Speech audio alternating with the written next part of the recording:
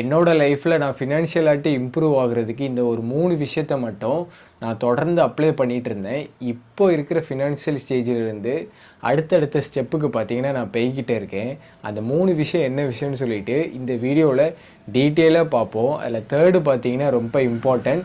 அது பார்த்தீங்கன்னா எனக்கு இப்போ வரைக்கும் எனக்கு ஃபினான்ஷியலாட்டு ரொம்ப ஹெல்ப்ஃபுல் ஆகிட்டு இருக்கு.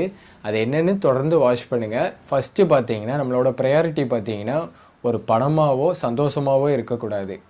உதாரணத்துக்கு பார்த்தீங்கன்னா நான் வந்து நாகர்கோவிலில் வந்து லைப்ரரி போவேன். அங்கே பார்த்தீங்கன்னா டிஎன்பிஎஸ்சி கவர்மெண்ட் எக்ஸாம் ப்ரிப்பேர் பண்ணுறவங்க பசங்க பார்த்தீங்கன்னா நிறைய பேர் இருப்பாங்க.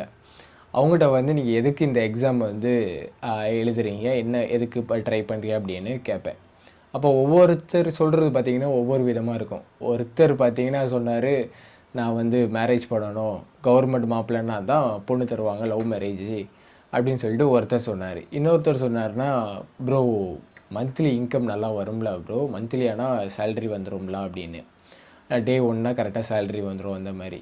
இன்னொருத்தர் சொன்னார்னா, ப்ரெஷர் இல்லாத வாழ்க்கை ப்ரோ, நம்மளுக்கு வந்து கோவிட் மாதிரி சுச்சுவேஷன் வந்துச்சுன்னா கவர்மெண்ட் ஜாப்பில் தானே கரெக்டாக காசு வந்துச்சு. அது அவங்க அப்படி ஒவ்வொரு பீப்புளும் சொல்கிறது பார்த்தீங்கன்னா எனக்கு ஒவ்வொரு விதமாக இருந்தது. ஆனால் வந்து எங்கே முதன்மையாக இருக்குன்னா ஒரு பணமோ சந்தோஷமோ தான் முதன்மையாக இருக்குது.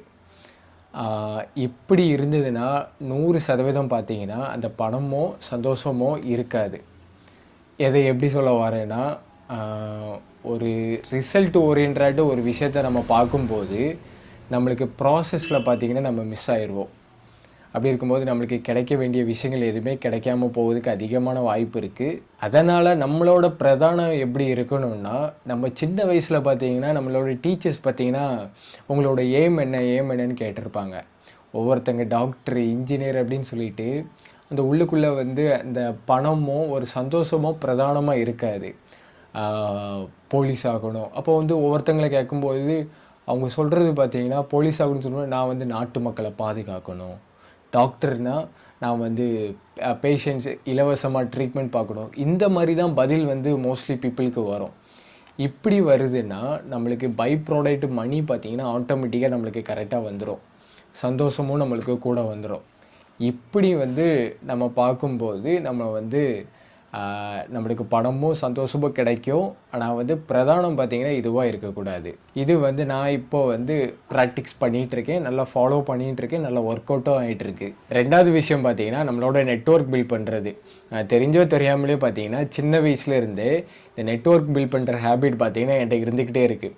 சின்ன வயசுலேருந்தே பார்த்திங்கன்னா சேவிங்ஸில் அதிகமாக ஃபோக்கஸ் பண்ணுவேன். எனக்கு தெரிஞ்ச சோர்ஸு போஸ்ட் ஆஃபீஸ் ஃபஸ்ட்டு ஆரம்பித்தேன். அதுக்கப்புறம் ஃபிக்ஸட் டெபாசிட் போட்டேன்.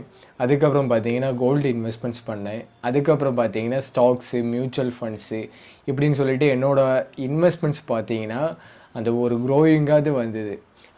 இப்போது நான் ஃபினான்ஷியலாட்டு ஸ்டேபிளாக இருக்கிறதுக்கு பார்த்தீங்கன்னா நான் என்னோடய காலேஜில் நான் ஒரு ஃபோட்டோகிராஃபர் அசிஸ்டண்ட்டாக போய் அந்த வர காசில் பார்த்தீங்கன்னா நான் வந்து கண்டமணிக்கு செலவு பண்ணாமல் இது வரைக்கும் நான் வந்து ஒரு ஷூ வந்து அந்த காசில் வாங்கினது கிடையாது, ஒரு ஷர்ட்டு வாங்கினது கிடையாது.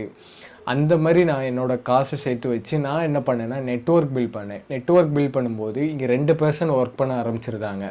ஒன்று நான் ஒர்க் பண்ணுறேன், இன்னொன்று பார்த்தீங்கன்னா என்னோடய நெட்ஒர்க்கு ஒர்க் பண்ணிகிட்டு இருக்குது. அகெயின் பார்த்தீங்கன்னா நான் வந்து வெல்த்தி ஆகிறது பார்த்தீங்கன்னா ஈஸியாக நடந்துகிட்டு இருக்குது. நான் வேலை செய்யாட்டினாலும் சரி, எனக்காண்டி பார்த்தீங்கன்னா என்னோடய பணம் பார்த்தீங்கன்னா வேலை பண்ணிக்கிட்டே இருக்குது. இது பார்த்தீங்கன்னா நம்மளுக்கு நெட்ஒர்க் பார்த்தீங்கன்னா ரொம்ப ஒரு முக்கியமான விஷயம். அதை வந்து நம்ம வந்து பில்ட் பண்ணுறதுல ஃபோக்கஸ் பண்ணுங்க. நிறைய பேர் பார்த்தீங்கன்னா லைபிலிட்டியில் ஃபோக்கஸ் பண்ணுவாங்க, கண்டக்கடி இதெல்லாம் வாங்கி குமிச்சிட்டு இருப்பாங்க. அதுதான் உண்மையான அசட்டுன்னு நினச்சிட்டு இருப்பாங்க. ஆனால் வந்து அது கிடையாது. நம்ம நெட்ஒர்க் பில்ட் பண்ணணுன்னா அசட்டை பில்ட் பண்ணணும்.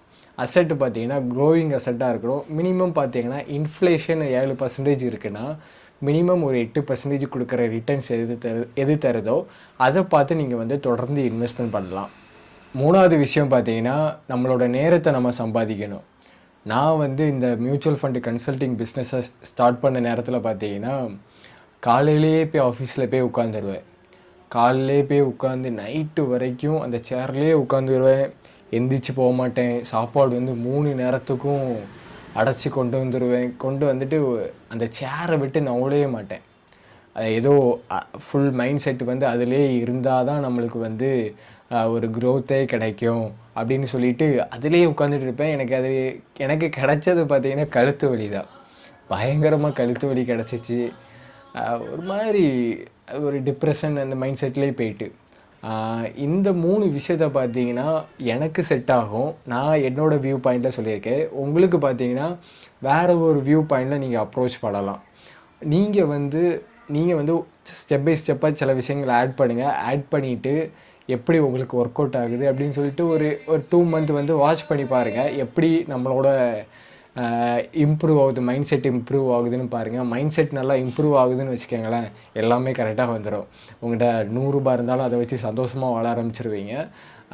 நான் வந்து பெரிய ஞானி கிடையாது. என்னோடய வியூ பாயிண்டில் நான் வந்து இந்த வயசில் பார்த்தீங்கன்னா நான் சம் புக்ஸ் படிச்சிருக்கேன், நிறையா ஆர்டிகல்ஸ் படிச்சிருக்கேன், நிறைய பீப்புளை அப்ரோச் பண்ணியிருக்கேன், நிறைய ஒர்க் ஷாப் போயிருக்கேன். அந்த மாதிரி விஷயங்களை வச்சு நான் என்னோடய லேர்னிங்கில் நான் எனக்கு கிடைச்ச விஷயங்களை வச்சு நான் வந்து இதை சொல்லியிருக்கேன்.